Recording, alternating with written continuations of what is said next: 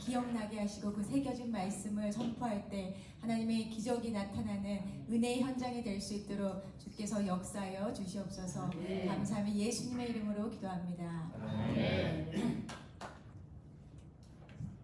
가뜩이나 내 순번을 기다리면서 긴장한데 13분이나 나를 더 가슴 조시게 해다가 손에 땀이 나도 아무튼 거창하게 소개시켜 주셔서 감사합니다. 네.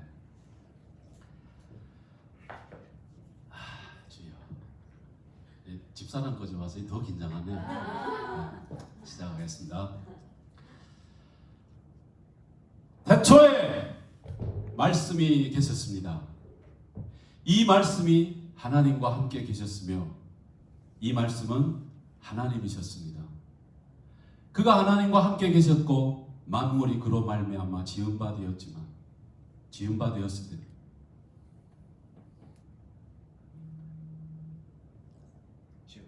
지은 것이 하나도 그가 없이는 된 것이 없었습니다. 그 안에 생명이 있었으니 이 생명은 사람들의 빛이라. 빛이 어두움에 비추었지만 어두움은 깨닫지 못하였습니다. 하나님께로부터 보내심을 받은 사람이 있었으니 그 이름은 요한이었습니다. 그는 증거하러 왔습니다. 이 빛에 대하여 증거하러 모든 사람이 그를 인하여 믿게 하려 함이었습니다. 그는 이 빛이 아니요 이 빛에 대하여 증거하러 온 사람입니다.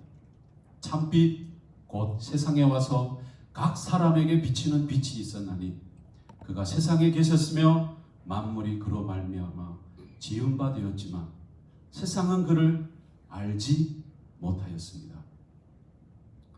자기 땅에 오매 자기 백성이 영접지 아니하였으니 이는 영접하는 자 곧 그 이름을 믿는 자들에게 하나님의 자녀가 되는 권세를 주셨습니다. 이는 혈통으로나 육정으로나 사람의 뜻으로 나지 아니하고 다만 오직 하나님께로부터 난 사람들입니다. 말씀이 사람이 되어 우리 가운데 함께 살았습니다. 우리가 그 영광을 보니 아버지 독생자의 영광이었습니다. 우리가 다 그의 충만한 데서 받으니 은혜 위에 은혜였습니다. 율법은 모세로 말미암아 왔습니다. 그러나 은혜와 진리는 예수 그리스도로 말미암아 왔습니다. 하나님을 본 사람은 없습니다. 그러나 아버지 품속에 있던 독생하신 하나님께서 하나님을 우리들에게 보여주셨습니다. 이제 그 아버지 품속에 계시던 독생자이신 예수 그리스도께서 이 땅에 사람으로 오셔서 33년의 생애를 살아오셨던 그 발자취들을 여러분에게 이야기해 드리겠습니다. 3일째 되던 날에 갈릴리 가나라는 마을에 결혼식이 있었습니다. 예수님의 어머니도 결혼식에 참석하였고 예수님과 그 제자들도 결혼식에 초대를 받았습니다. 포도주가 바닥이 났습니다. 예수님의 어머니는 예수님께 와서 이 집에 포도주가 다 떨어졌구나 라고 말해 주었습니다. 예수님께서는 엄마 이런 부탁을 왜 나에게 합니까? 내 때는 아직 이르지 않았습니다. 예수님의 어머니는 하인들에게 이렇게 말했습니다. 저분이 당신들에게 시키는 그대로 무엇이든지 하십시오. 그 집에는 유대인이 결례를 따라 두세 통 되는 돌 항아리 6개가 있었습니다. 예수님께서는 하인들에게 저 항아리에 물을 채우라고 말씀하셨습니다. 하인들은 아구까지 철철 넘치게 부었습니다. 예수님께서는 하인들에게 말씀하셨습니다. 이제는 떠서 연회장에게 갖다 주라. 연회장은 하인들이 또 이 포도주를, 이 물을 맛보고는 어디에서 났는지 알지 못하였습니다. 그래서 연회장은 신랑을 불렀습니다. 사람마다 먼저 좋은 포도주를 내고 손님들이 취한 다음에는 낮은 것을 값싼 포도주를 내놓는 법인데 당신은 어떻게 지금까지 가장 좋은 포도주를 보관하고 있었군요. 역시 짱. 예수님께서 이 처음 표적을 갈릴리 가나에서 행하였습니다. 그렇게 하나님의 영광을 나타내셨을 때 그분의 제자들도 믿게 되었습니다.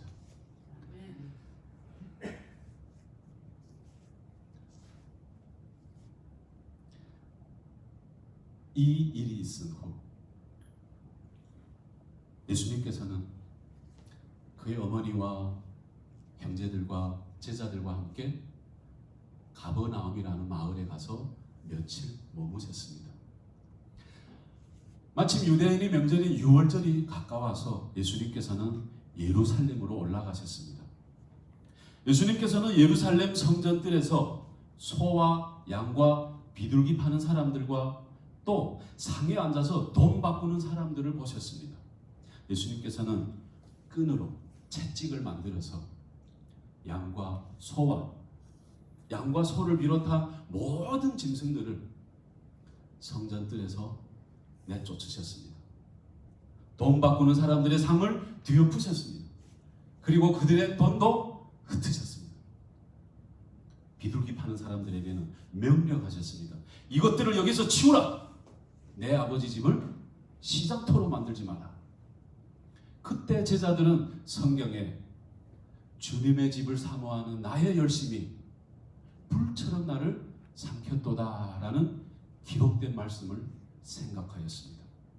유대인들은 예수님께 당신은 당신에게 이런 일을 행할 수 있다는 권리가 있다는 것을 증명할 무슨 표적을 행할 수 있습니까? 라고 물었습니다. 예수님께서 이 성전을 허물어라. 내가 3일 만에 이것을 다시 세우겠다고 말씀하셨습니다. 그러자 유대인들은 이 성전은 우리가 46년 동안 거쳐서 지었는데 뭐? 3일 만에 일으킨다고? 라고 반문하였습니다. 그러나 예수님께서 말씀하신 성전은 그분 자신의 몸을 가리키는 것이었습니다. 예수님께서 죽은 자 가운데서 부활하신 후에 그분의 제자들은 예수님께서 이렇게 말씀하신 것들을 기억하였으며 그들은 성경과 예수님의 하신 말씀을 믿었습니다. 예수님께서 예루살렘에 계시는 6월절 기간 동안 많은 사람들이 예수님이 행하는 표적을 보고 그분을 따랐습니다. 그러나 예수님께서는 모든 사람을 아셨기 때문에 자기 몸을 그들에게 맡기지 않으셨습니다. 예수님께서는 사람들이 속에 무슨 생각을 하고 있는지 아셨기 때문에 사람들에 대해서 그 누구의 증언도 필요가 없었습니다. 바리새인들 중에 니고데모라는 사람이 있었습니다. 그는 유대 공의회 의원 중 한 사람이었습니다. 어느 날 밤 니고데모는 예수님을 찾아왔습니다. 그는 선생님, 우리는 당신이 하나님께로부터 오신 선생님이라는 것을 압니다. 하나님께서 함께 하지 않으신다면 아무도 선생님이 하시는 일들을 행할 수 없습니다. 라고 말했습니다. 예수님께서 니고데모에게 말씀하셨습니다. 내가 내게 진리를 말한다. 누구든지 다시 태어나지 않으면 하나님 나라를 볼 수 없다. 니고데모가 예수님께 물었습니다. 아니, 사람이 나이 많아 이미 어른이 되었다면 어떻게 다시 태어날 수 있겠습니까? 어머니 태에 들어가 2번씩이나 태어날 수 있겠습니까? 예수님께서 니고데모에게 말씀하셨습니다. 내가 내게 진리를 말한다. 누구든지 물과 성령으로 다시 태어나지 않는다면 그 사람은 하나님 나라에 들어갈 수 없다. 사람은 육체적으로는 그의 부모로부터 태어나지만 영적으로는 성령으로부터 태어난다. 내가 내게 다시 태어나야 한다는 말을 그 말에 너무 놀라지 말라.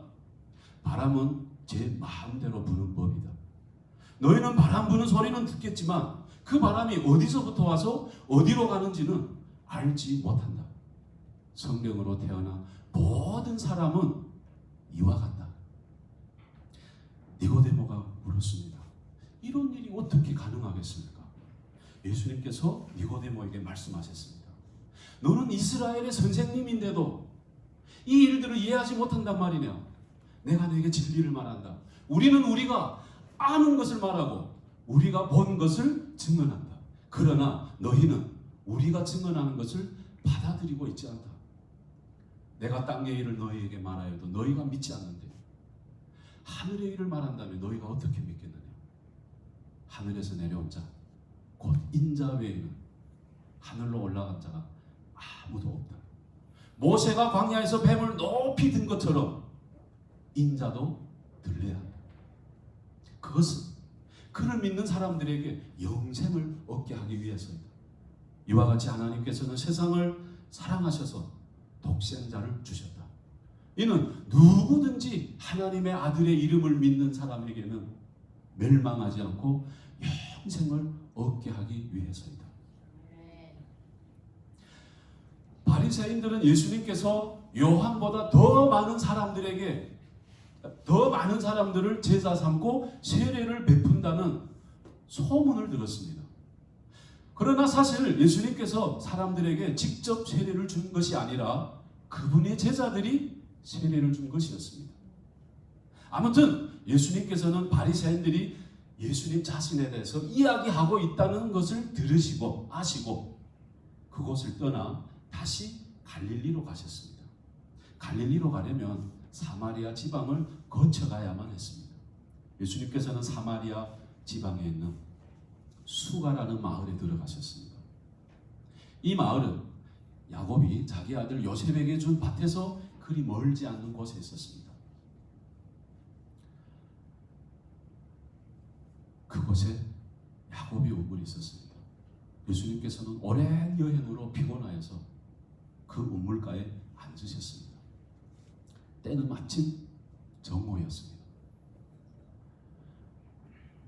사마리아 여인 하나가 물 기르러 나왔습니다. 예수님께서는 그 여인을 보면서 내가 목마르니 내게 물을 좀 주시오 라고 말씀하셨습니다. 이 일이 일어날 즈음 예수님의 제자들은 먹을 것을 사려고 마을로 내려갔고 그 자리에 없었습니다. 사마리아 여자는 예수님께 이렇게 말했습니다. 당신은 유대인이고 저는 사마리아 여인입니다. 어떻게 저에게 마실 것을 달라고 합니까? 당시 유대인들은 사마리아 사람들과 상종하지 않았습니다. 예수님께서 그 여인에게 이렇게 말씀하셨습니다.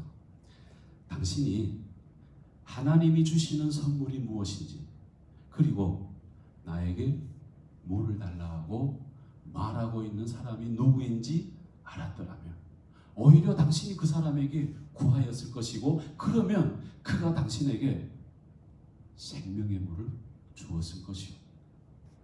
그 여인이 대답했습니다.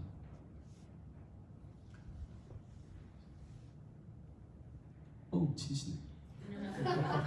당신에게는 물 기를 그릇도 없고 이 우물은 매우 깊은데 어디서 그 생명의 물을 준단 말입니까?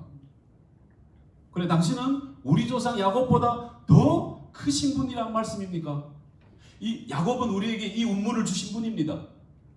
그분은 친히 이 우물을 길어 마셨고 그분의 아들들도 가축들도 그렇게 했습니다. 예수님께서는 이 물을 마시는 사람마다 다시 목마르거니와 내가 주는 물을 마시는 사람은 누가 되었든 간에 영원히 목마르지 않을 것이요 내가 주는 물은 그 사람의 속에서 계속 솟아나 영원한 생물을 주는 영원한 영원한 생명의 물을 가져다주는 샘물이 될 것이요. 아침에 이 샘물 버전으로 바꿨더만 이게 해가 걸렸어요. 여인이 예수님께 선생님 그런 물을 저에게도 주셔서 저로 하여금 목마르지 않게 할 뿐만 아니라 이곳에 물 기르러도 오지 않게 해주십시오. 예수님께서 여인에게 말씀하셨습니다. 가서 당신의 남편을 불러 이리로 모셔오시오. 여자가 대답했습니다. 저는 남편이 없습니다. 예수님께서 그 여자에게 말씀하셨습니다. 그래, 당신이 남편이 없다고 하는 말이 맞는 말이요. 실제로 당신에게는 남편이 5명이 있었고 지금 함께 사는 남자도 당신이 남편은 아니지. 그러니 당신이 방금 한 말은 틀린 말은 아니요. 그러자 여인은 예수님께 아니 제가 보니 선생님은 예언자이시네요. 그리스도라고 불리우는 예언자가 그리스도라고 불리우는 메시아가 오신다는 사실을 우리는 알고 있습니다. 메시아가 오시면 우리에게 이 모든 것에 대해서 설명해 주실 겁니다. 예수님께서 여인에게 말씀하셨습니다. 지금 당신과 이야기하고 있는 내가 바로 그 메시아요. 이렇게 메이크를 하나 준비했습니다.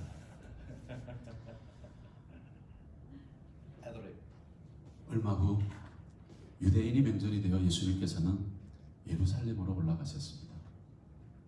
예루살렘에 있는 양예문 근처에 히브리 말로 베데스다라고 쓰여 있는 행각이 있었는데, 못이 있었는데 그 안에는 행각 5이 있었습니다. 거기에는 안 못 보는 사람, 걷지 못하는 사람, 다리를 저는 사람 등 많은 병약한 자들이 누워 무리동함을 기다리고 있었는데 천사가 가끔 못에 내려와서 물을 움직이게 하였습니다. 그리고 제일 먼저 물이 동한 후에 제일 먼저 그 못에 들어가는 사람은 어떤 병에 걸렸든지 낫게 된다는 말씀이 있었습니다. 거기 38년 된 병자가 있었습니다. 예수님께서는 그 누운 것을 보시고 병이 벌써 오래된 줄로 아시고 그에게 물으셨습니다. 네가 낫고자 하느냐? 그 병자가 대답했습니다. 선생님, 물이 동한 후에 나를 못에 넣어줄 사람이 없어서 내가 내려가는 동안 다른 사람이 저보다 앞서서 물에 들어가곤 합니다. 그때 예수님께서 말씀하셨습니다. 일어나서 내 자리를 들고 걸어가라. 그 즉시 그 사람의 병은 나았습니다. 그는 자리에서 침상을 들고 걸어가기 시작하였습니다. 그런데 그날은 안식일이었습니다. 그래서 유대인들은 그 침상을 들고 가는 사람에게 이렇게 말했습니다. 어이 서!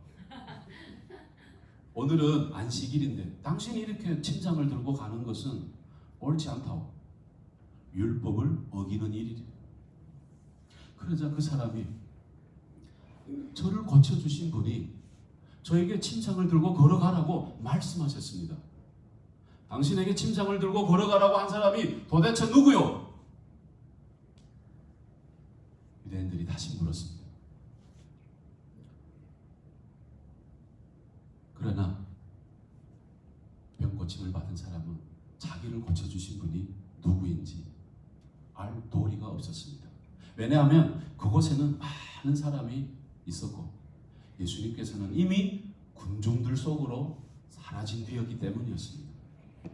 얼마 후 예수님께서는 성전뜰에서 그 사람을 만나 이렇게 말씀하셨습니다.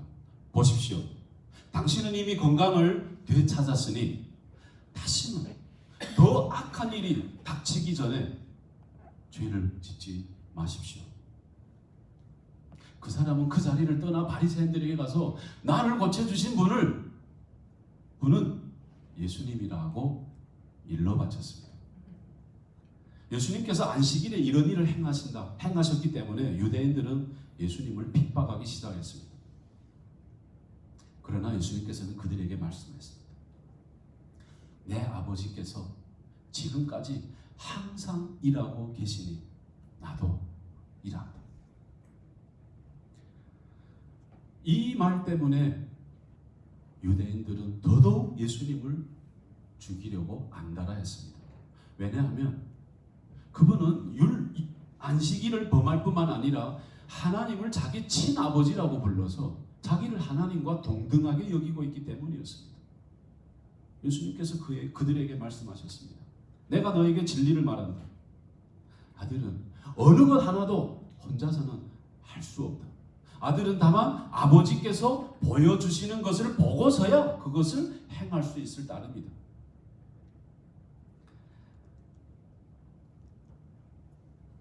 그것은 아버지께서 행하시는 무엇이든지 아들도 행하기 때문이다. 아버지는 아들을 사랑하셔서 그분이 하시는 모든 것들을 아들에게 보여주신다. 너희에게는 놀랄만한 일이겠지만 아버지께서는 이보다 더 큰 일들도 아들에게 보여주실 것이다. 아버지는 죽은 자들을 부활시키셔서 그들에게 생명을 주시는 것처럼 아들도 자기가 원하는 사람들에게 생명을 주실 것이다. 내가 너에게 진리를 말한다. 내 말을 듣고 또 나 보내신 이를 믿는 사람은 영생을 얻었고 심판에 이르지 아니하며 사망에서 생명으로 옮겨느니라. 내가 너에게 진리를 말한다. 죽은 사람들이 하나님의 아들의 음성을 들을 때가 올 것인데 그때가 바로 지금이다. 그 음성을 듣는 사람들은 살 것이다. 이 말을 한다고 놀라지 마라. 무덤 속에 있던 모든 사람들이 아들의 음성을 들을 때가 올 것이다. 선한 일을 한 사람은 생명을 얻기 위해서 부활할 것이고 악한 일을 한 사람들은 심판을 받기 위해서 부활할 것이다. 너희는 요한에게 사람을 보내었고 요한은 너희에게 진실되게 증언하였다. 내게는 요한의 증언보다 더 큰 증언이 있다. 아버지께서 나에게 하라고 주셨고 지금 내가 하고 있는 일들이 아버지께서 나를 보내셨다는 것을 증언한다. 너희는 성경에서 영생을 얻는 줄로 생각하고 성경을 부지런히 연구하는데 이 성경이 바로 나에 대하여 증언하는 것이다. 그러나 너희는 영생을 얻기 위하여 내게로 오는 것을 거절하였다. 이 일이 있은 후 예수님께서는 갈릴리 디베랴 호수라고도 하는 갈릴리 바다를 호수를 건너가셨습니다. 그 동네 사람들은 바다라고도 합니다. 많은 사람들이 예수님의 뒤를 따라왔습니다. 그것은 사람들이 예수님께서 병인들에게 행하는 표적을 보았기 때문이었습니다. 예수님께서는 언덕 위에 올라가 제자들과 함께 거기에 앉으셨습니다. 때는 6월절이라 많은 사람들이 자기에게로 몰려 있었습니다. 예수님께서는 눈을 들어 그 사람들을 바라보면서 빌립에게 이렇게 말씀하셨습니다. 빌립아, 저 사람들이 먹을 것을 우리가 어디에서 살 수 있을까? 예수님께서 빌립에게 이렇게 말씀하신 것은 빌립이 어떻게 하나 보시려고 그를 시험한 것이었습니다. 사실 예수님께서는 빌립이 어떻게 대답하실 것을 알고 계셨습니다. 빌립이 대답했습니다. 선생님, 여기 있는 사람이 한 사람이 빵을 한 입씩만 먹는다 할지라도 그 빵을 사려면 200데나리온은 있어야 합니다. 그때 예수님이 제자 중 한 사람이었던 시몬 베드로의 동생 안드레가 말했습니다. 선생님, 여기 한 아이가 있어 작은 보리빵 5개와 작은 물고기 2마리가 있습니다. 하지만 이것만 가지고 이 많은 사람들을 어떻게 먹일 수 있겠습니까? 예수님께서 제자들에게 말씀하셨습니다. 사람들에게 앉으라고 해라. 그곳에는 마침 잔디가 많았습니다. 그곳에 앉은 남자 어른의 수는 약 5,000명이었습니다. 그때 예수님께서는 빵을 가지고 하나님께 감사 기도를 드린 후 그곳에 앉아있는 사람들에게 그들이 원하는 만큼 빵을 주었습니다. 예수님께서는 물고기도 그렇게 하셨습니다. 사람들은 정말 실컷 먹었습니다. 식사가 끝난 다음 예수님께서는 제자들에게 말씀하셨습니다. 먹고 남은 빵과 물고기를 다 모으고 하나도 버리지 말라. 그래서 제자들은 남은 음식들을 다 모았습니다. 보리빵 5개로 사람들이 먹고 남은 빵 조각이 큰 광주리로 12개나 되었습니다. 사람들은 예수님이 행하시는 이 표적을 보고 말했습니다. 이분은 참으로 세상에 오시기로 한 그 예언자이구나. 예수님께서는 사람들이 자기에게 와서 자기를 억지로 강제로 데려다가 그들의 왕을 삼으려고 한다는 사실을 아셨습니다. 그래서 그들을 떠나 다시 혼자 산으로 올라가셨습니다. 밤이 되자 예수님의 제자들은 갈릴리 호수로 내려갔습니다. 날은 이미 어두웠지만 예수님께서는 아직 제자들에게 오지 않으셨습니다.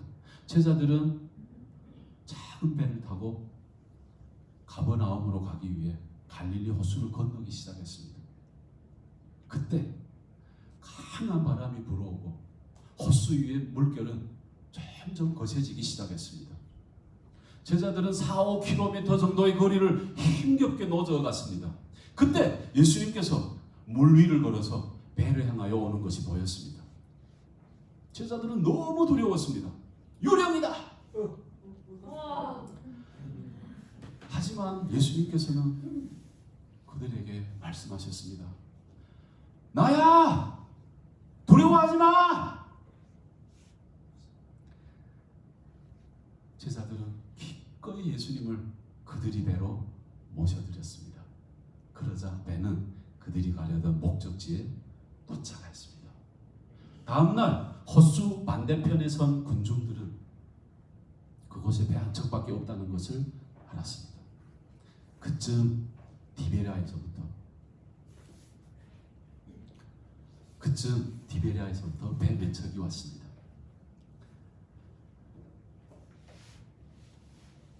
디베리아는 예수님께서 감사 기도를 드린 후 사람들이 빵을 먹던 곳에서 가까운 마을이었습니다. 사람들은 그곳에 예수님과 그분이 제자들이 없다는 것과 그곳에 배 한 척밖에 배 한 척밖에 없는 것을 사람들은 예수님과 그분이 제자들이 그곳에 없다는 것을 알고 예수님을 찾으러 가버나움으로 갔습니다. 호수 건너편에서 그들은 예수님을 만났습니다. 그들이 예수님께 말했습니다. 선생님, 언제 여기 오셨습니까? 빠르기도 하잖아. 예수님께서 그들에게 말씀하셨습니다. 내가 너에게 진리를 말한다. 너희들이 나를 찾는 것은 표적을 보았기 때문이 아니라 빵을 배불리 먹었기 때문이다. 썩는 양식을 위하여 일하지 말라. 영원히 있어 영생을 주는 양식을 위해서 일하여라. 인자는 바로 그런 음식을 너희에게 주실 것이다. 하나님 아버지께서 인자가 그런 일을 행할 수 있도록 허락하셨다. 사람들이 물었습니다. 하나님이 원하시는 일을 하기 위하여 우리는 무엇을 해야겠습니까? 예수님께서 말씀하셨습니다. 하나님의 일이란 바로 하나님께서 보내시는 분을 믿는 것이다. 네? 그렇다면 당신은 무슨 표적을 향하여 우리로 보고 믿게 하겠습니까? 예수님께서 믿게 하겠습니까? 성경에는 하나님께서는 그들에게 먹을 빵을 하늘에서 내려주셨다라고 기록되어 있듯이 우리 조상들은 광야에서 만나를 먹었습니다. 예수님께서 그들에게 말씀하셨습니다. 내가 너희에게 진리를 말한다. 너희 조상들이 먹었던 그 빵, 하늘에서 내린 빵은 모세가 준 것이 아니야. 나의 아버지께서 너희에게 내린 참된 빵을 너희에게 내려주신 것이다. 하나님의 빵은 하늘에서 내려와 세상에 생명을 주는 것이다. 사람들이 말했습니다. 선생님, 그 빵을 우리에게 항상 주십시오. 그때 예수님께서 그들에게 선언하셨습니다. 내가 생명의 빵이다. 내게 오는 자는 영원히 결단코 굶주리지 않을 것이며 나를 믿는 사람은 결코 목마르지 않을 것이다. 그러나 내가 너희에게 말했지만 너희는 나를 보고도 믿지 않는다. 아버지께서 내게 주신 사람은 다 내게로 올 것이다. 내게 오는 자는 나는 결단코 쫓아내지 않을 것이다. 유대인들은 예수님께서 나는 하늘에서 내려온 빵이다 라고 말했으므로 예수님에 대해 수군거리기 시작했습니다. 그래서 유대 사람들은 자기들끼리 이렇게 말했습니다. 이 사람은 틀림없는 요셉의 아들 예수야. 우리가 그의 아버지도 그의 어머니도 알고 있는데 그가 어떻게 자기는 나는 하늘에서 내려왔다 라고 말할 수 있지? 그가 어떻게 자기 몸을 우리에게 주어 먹게 할 수 있을까? 라고 말하면서 자기들끼리 다투기 시작했습니다. 예수님께서는 그들에게 말씀하셨습니다. 내가 너희에게 진리를 말한다. 인자의 살을 먹지 않고 인자의 피를 마시지 않는 사람에게는 생명이 없다. 내 살을 먹고 내 피를 마시는 사람은 영생을 얻으며 나도 마지막 날에 그 사람을 부활시킬 것이다. 내 살은 참된 양식이며 내 피는 참된 음료다. 예수님께서 이 말씀은 가버나움 회당에서 가르치실 때 하신 말씀이었습니다.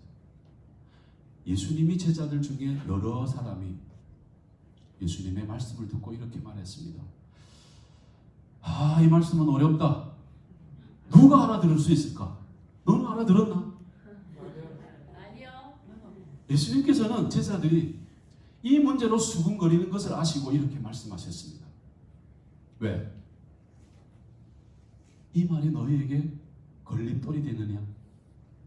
그렇다면 인자가 전에 있던 곳으로 올라가는 것을 너희들이 본다면 어떻게 했느냐? 생명을 주는 분은 성령이시다. 그러므로 사람의 힘은 아무 쓸모가 없다. 내가 하는 말은 성령의 말씀이고 생명의 말씀이다. 그러나 너희들 중에는 믿지 않는 사람이 있다. 예수님께서는 벌써부터 누가 자기를 믿지 않을지 또 누가 자기를 배반할 사람인지를 알고 계셨습니다. 예수님께서 이 말씀을 하시자 제자들 중에서 많은 사람들이 예수님을 떠나갔습니다. 그들은 다시는 예수님을 따르지 않았습니다. 그래서 예수님께서는 12제자에게 물으셨습니다. 너희들도 떠나고 싶으냐? 시몬 베드로가 대답했습니다. 주여, 주님에게 영원한 생명의 말씀이 계시는데 우리가 누구에게로 가겠습니까? 우리는 당신이 하나님의 거룩한 분이심을 믿고 알고 있습니다. 예수님께서 말씀하셨습니다. 내가 너희 12를 선택하지 아니하였느냐? 그런데 너희 중에 한 사람은 마귀다. 예수님께서는 가룟 유다를 두고 하신 말씀이었습니다.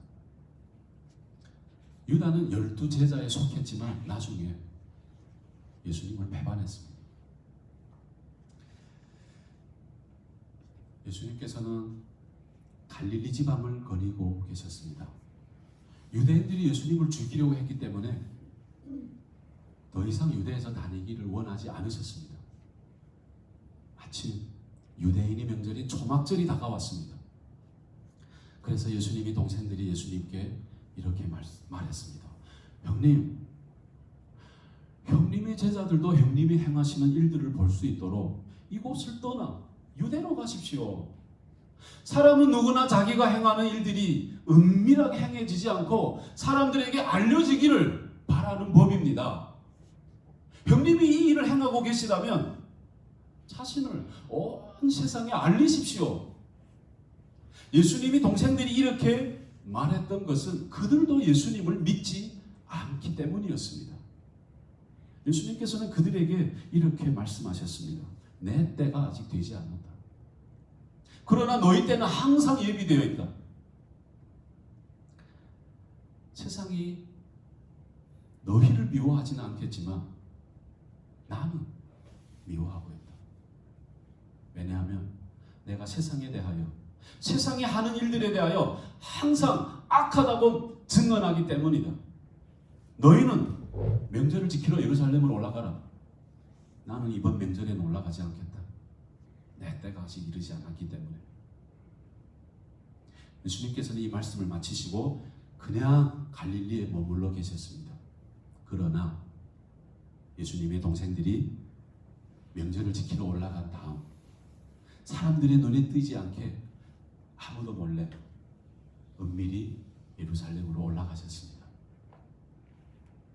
명절이 절반 가까이 지났을 무렵 예수님께서는 성전들에서 사람들에게 가르치기 시작했습니다.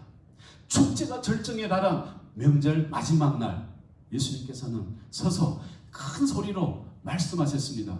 누구든지 목마르거든 내게로 와서 마시라. 나를 믿는 사람에게는 성경에서 말한 바대로 그 배에서 생수의 강이 흘러나올 것이다. 이렇게 말씀하신 것은 예수님께서 자기를 믿는 사람들이 장차 받을 성령에 대해서 하신 말씀이었습니다. 예수님께서 아직 영광을 받으시지 않았기 때문에 사람들에게는 아직 성령이 계시지 않았습니다. 사람들 중에서 이 말씀을 듣고 이분은 참으로 오시리라 예언된, 장차 오시리라 예언된 그 예언자다 라고 말하는 사람들이 있었습니다. 또는 다르게 이분은 그리스도구나 라고 말하는 사람도 있었고, 에이 그리스도가 어떻게 갈릴리에서 나와? 성경에는 그리스도는 다윗의 후손으로 나오며 다윗이 살던 마을 베들레헴에서 태어난다고 기록되었다고 말하는 사람들도 있었습니다. 그래서 예수님 때문에 군중은 편히 갈렸습니다. 예수님께서는 올리브산으로 가셨습니다. 다음 날 이른 아침 예수님께서는 성전 뜰로 가셨습니다. 온 백성이 예수님 주변에 모여들자 예수님께서는 자리를 잡고 앉으셔서 그들을 가르치기 시작했습니다. 그때 서기관들과 바리새인들이 간음하다가 현장에서 잡힌 여인 한 명을 끌고 와서 모인 무리들 앞에 세우고 예수님께 물었습니다. 선생님, 모세는 율법에 이런 여자들은 돌로 치어 죽이라고 했는데 선생님은 우리에게 뭐라고 말씀하시겠습니까? 그들은 예수님을 고소할 구실을 얻기 위해서 이렇게 시험한 것이었습니다. 예수님께서는 몸을 굽혀 손가락으로 땅에 글을 쓰셨습니다. 사람들이 서서 그 자리에서 계속 묻자 예수님께서 몸을 일으켜 그들에게 말씀하셨습니다. 너희 중에 죄 지은 적이 없는 사람부터 이 여인에게 먼저 돌을 던지라. 이 말씀을 하시고 예수님께서는 다시 몸을 굽혀 땅에 글을 쓰셨습니다. 사람들은 이 말을 듣고 어른으로부터 시작하여 한두 사람씩 떠나가고 예수님과 가운데 홀로 서 있는 여인만 남게 되었습니다. 예수님께서 몸을 일으켜 여인에게 물으셨습니다. 여자여, 너를 고소하던 사람들이 어디 있느냐? 아무도 너를 정죄하지 않느냐?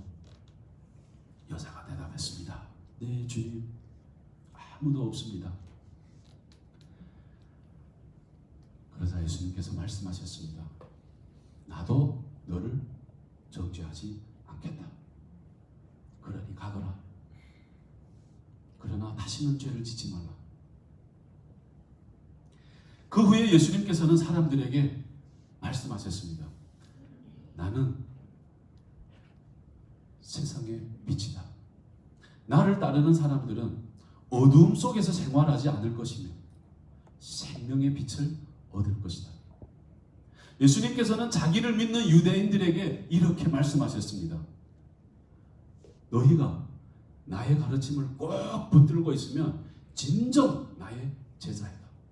그때 너희는 진리를 알게 될 것이며 진리가 너희를 자유롭게 할 것이다. 유대인들이 예수님께 여쭈었습니다. 선생님, 우리는 아브라함의 자녀들입니다. 뭔가 모르시는 것 같은데. 우리는 지금까지 누구에게도 종이 되어 본 적이 없습니다. 그런데 당신이 어떻게 우리를 보고 자유롭게 된다고 말씀하십니까? 예수님께서 그들에게 말씀하셨습니다. 내가 너희에게 진리를 말한다. 죄를 짓는 자마다 죄의 종이다.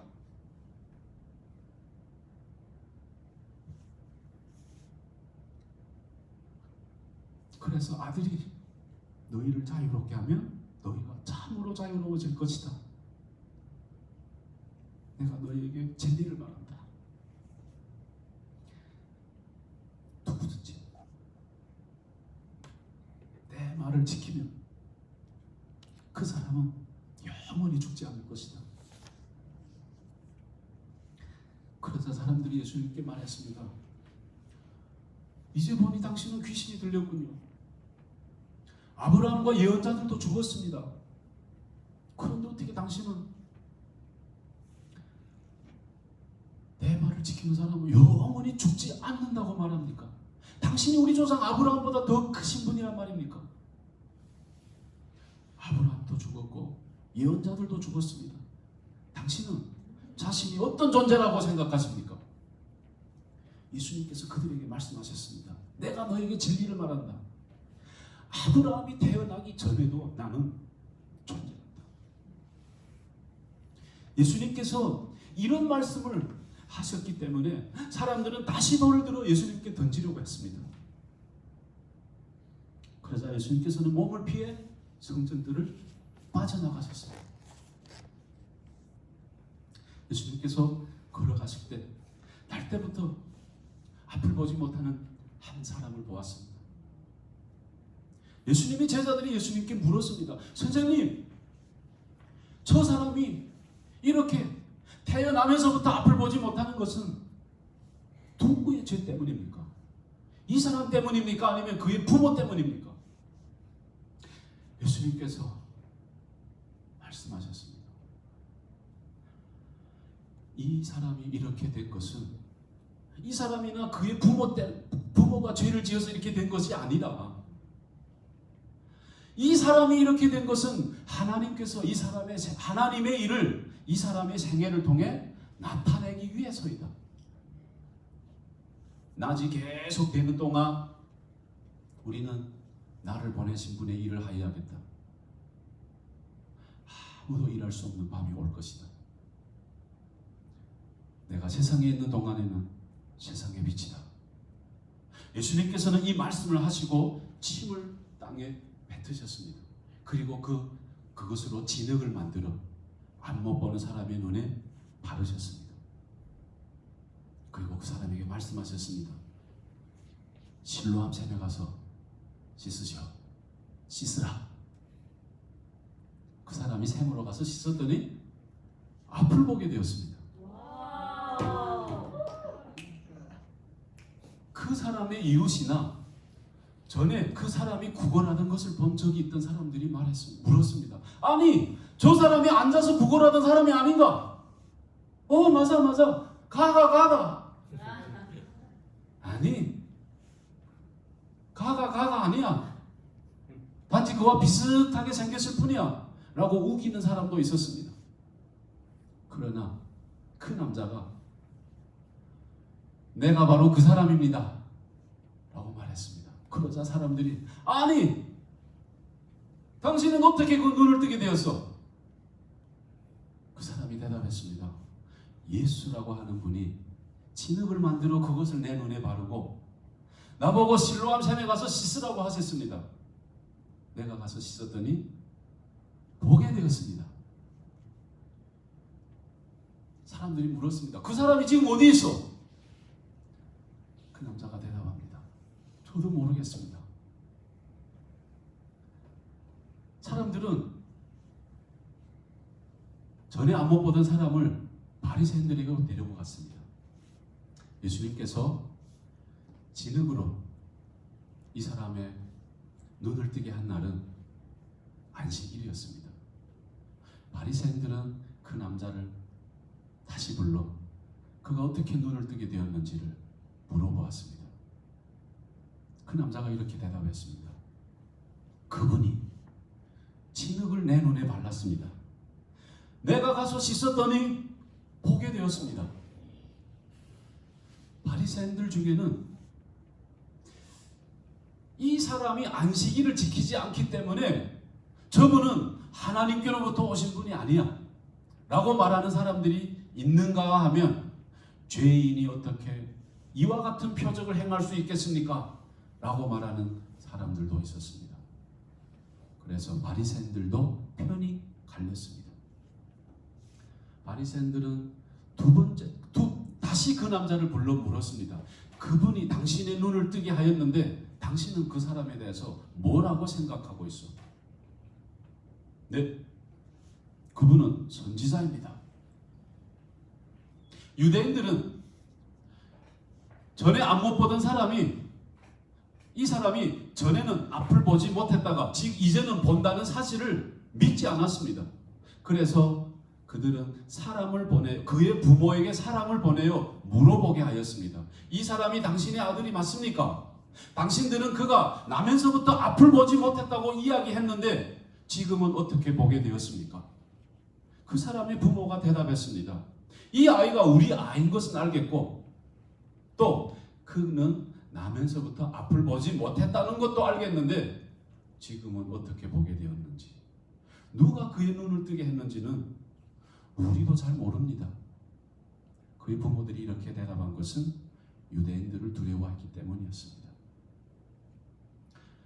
유대인들은 예수님을 그리스도라고 인정하는 사람은 누구든지 회당에서 쫓아내기로 이미 결정을 내렸기 때문이었습니다. 그래서 그의 부모들은 저 아이가 장성하였으니 저 애일은 그에게 직접 물어보십시오 라고 말했던 것입니다.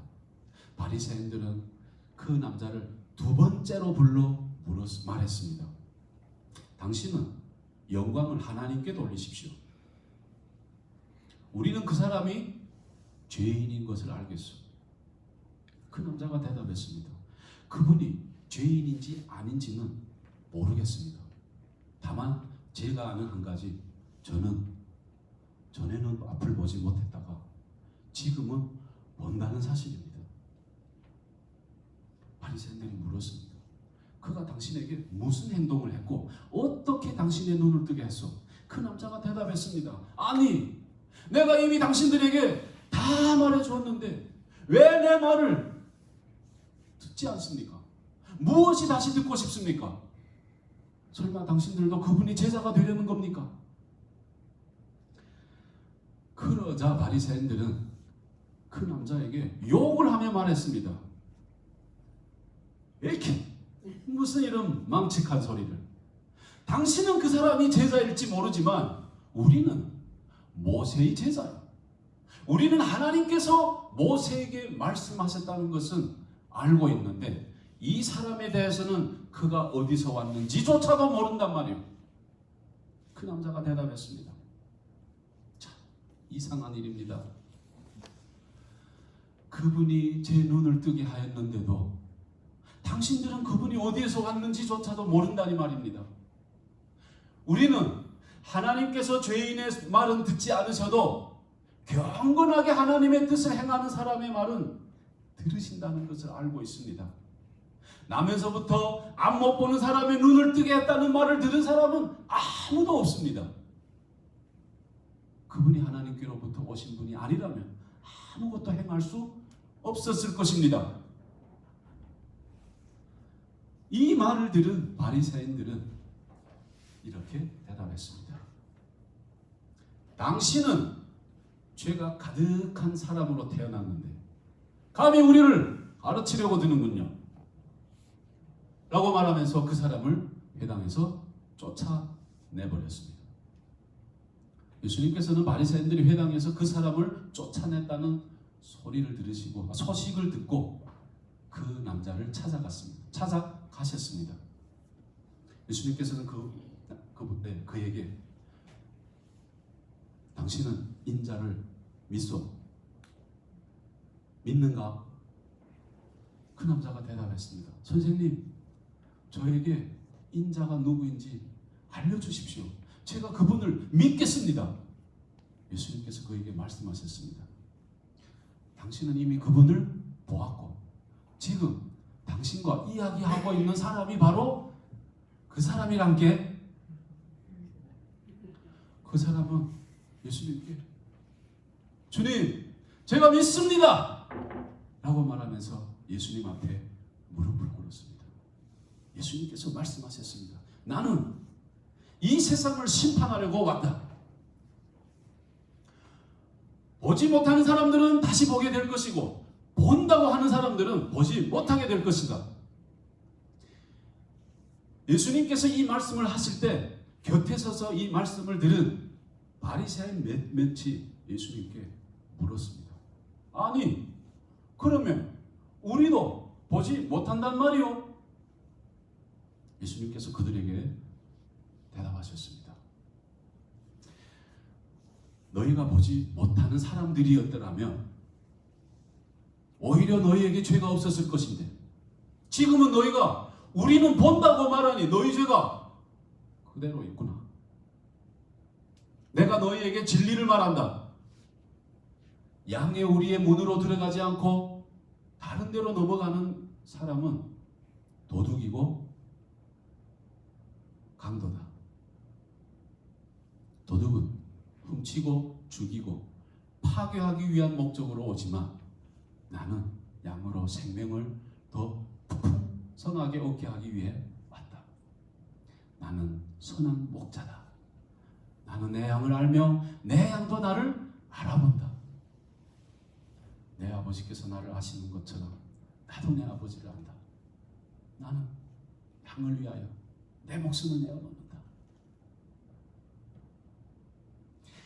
내게는 이 우리에 들지 않은 다른 양들도 있다. 나는 그 양들도 인도해야 할 것이고 그 양들도 내 음성을 들을 것이다. 예루살렘의 수전절이 다가왔습니다. 수전절은 겨울에 지키는 유대 명절이었습니다. 예수님께서는 솔로몬 행각이 있는 성전들을 거닐고 계셨습니다. 유대인들이 예수님 주변에 모여들었습니다. 그들이 이렇게 물었습니다. 아니, 당신은 언제까지 우리를 이렇게 속해올 작정입니까? 만일 당신이 그리스도라면 우리에게 터놓고 그렇다라고 말해 주십시오. 예수님께서 그들에게 말씀하셨습니다. 내가 전에 말했잖아. 그런데 당신들은 믿지 않는다. 내가 아버지의 이름으로 행하는 이 모든 일들이 나를 증언한다. 그러나 너희는 내 양이 아니기 때문에 나를 믿지 않는 것이다. 내 양은 내 음성을 들으며 나도 그들을 알며 그들은 나를 따른다. 내가 그들에게 영생을 준다. 그들은 영원히 멸망하지 않을 것이며 아무도 그들을 내 손에서 빼앗아갈 수 없을 것이다.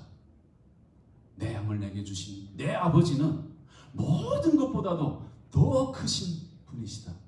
아무도 아버지 손에서 내 양들을 빼앗아갈 수 없다.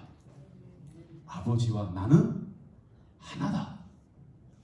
예수님께서 유대인들은 다시금 돌을 들어 예수님께 던지려고 하였습니다. 그러나 예수님께서는 그들에게 말씀하셨습니다. 내가 너에게 진리를 말한다. 여기는 이게 없구나. 내가 너희에게 아버지로부터 온 선한 일들을 많이 보여주었다. 도대체 이것들 중에 어느 것 때문에 어떤 일로 나에게 돌을 던지려고 하느냐? 유대인들이 대답했습니다. 우리는 당신이 행한 선한 일 때문에 돌을 던지려는 것이 아니라 당신이 하나님을 모독하는 말을 하고 있어. 당신은 사람임에도 불구하고 자기를 하나님이라고 주장하고 있어. 예수님께서 말씀하셨습니다. 내가 너희에게 선언하는데 너희는 다 신이다라고 하는 말씀이 너희가 읽는 율법에 기록되어 있지 않느냐? 유대인들은 다시 예수님을 잡아가려고 했지만 예수님께서는 그들이 손에서 빠져나가셨습니다. 예수님께서는 요단강 동쪽 전에 요한이 세례를 주던 곳으로 가셔서 거기서 제자들과 함께 계셨습니다. 많은 사람들이 예수님께로 왔습니다.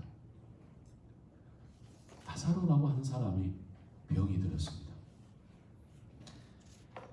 이 나사로는 마리아와 마르다와 함께 베단이라는 마을 사람이었습니다. 마리아는 향유를 예수님께 부어서 자기 머리카락으로 예수님의 발을 닦아주던 바로 그 여인이었습니다. 이 마리아의 오빠 나사로가 병이 든 것이었습니다. 마리아와 마르다는 예수님께 사람을 보내요. 주님, 주님이 사랑하시는 자가 병이 들었습니다 라고 전했습니다. 예수님께서는 이 소식을 들으신 후 이렇게 말씀하셨습니다. 이 병은 죽을 병이 아니라 하나님의 영광을 위한 것이다. 이 병으로 말미암아 아들이 영광을 얻을 것이다. 예수님께서는 마리아와 마르다와 나사로를 몹시 사랑하셨습니다. 그럼에도 나사로가 병들었다는 이야기를 들었음에도 예수님께서는 지금 계신 그곳에 이틀 더 지내셨습니다. 이틀 뒤 예수님께서는 제자들에게 말씀하셨습니다. 가자. 유대 땅으로 가자. 그러자 제자들이 말했습니다. 하지만 선생님, 방금 전에도 유대인들이 돌로 주님을 쳐 죽이려고 했는데 다시 그곳으로 가려고 하십니까? 예수님께서 제자들에게 말씀하셨습니다. 우리 친구 나사로가 깊이 잠들었으니 그를 깨우러 가야 한다. 제자들이 말했습니다. 에이, 주님, 나사로가 잠들었으면 낫게 될 겁니다. 예수님께서는 나사로가 죽은 것에 대해서 말씀하셨는데 제자들은 나사로가 정말 잠을 자고 있는 것으로 생각하였습니다. 예수님께서는 분명하게 말씀하셨습니다. 나사로는 죽었다. 그러나 너희를 위하여 내가 그곳에 있지 않는 것이 기쁘구나. 이것은 너희들이 믿을 수 있게 하기 위해서이다. 가자. 나사로를 깨우라. 디두모라는 별명을 가진 도마는 다른 제자들에게 에이, 가자. 우리도 주님과 함께 죽으러 가자. 예수님께서는 나사로가 살고 있는 곳에 도착하셨습니다. 나사로는 이미 죽어 무덤에 있은 지 4일이 되었습니다. 베다니는 예루살렘에서 약 3km 못 되는 곳에 있는 마을이었습니다. 많은 유대인들이 오빠를 잃은 마리아와 마르다를 위로하려고 두 자매에게 왔습니다. 마르다는 예수님이 오신다는 소식을 듣고 예수님을 마중하러 나갔고 마리아는 집에 남아 있었습니다. 마르다가 예수님을 보자 이렇게 말했습니다. 주님이 여기 계셨더라면 제 오빠가 죽지 않았을 텐데. 그러나 지금이라도 주님께서 하나님께 구하시는 무엇이든지 하나님께서 주시리라는 것을 알고 있습니다. 예수님께서 이렇게 말씀하셨습니다. 내 오빠가 다시 살아날 것이다. 마르다가 말했습니다. 당근! 저도 압니다. 마지막 날에 있을 부활 때 제 오빠가 다시 살아나는 건 압니다. 예수님께서 마르다에게 말씀하셨습니다. 내가 부활이요 생명이다. 나를 믿는 사람은 죽어도 살겠고 살아서 나를 믿는 사람은 결단코 죽지 아니할 것이다. 너는 이것을 믿느냐? 마르다가 대답했습니다. 네, 주님. 제가 주님이 하나님의 그리스도이시며 이 세상에 오시기로 한 하나님의 아들이라는 것을 믿습니다. 마르다는 이 말을 하고 집으로 돌아갔습니다. 그리고 마리아를 따로 불러내요. 선생님이 오셔서 너를 찾으셔 라고 말했습니다. 마리아는 이 말을 듣자마자 자리에서 일어나 예수님께로 갔습니다.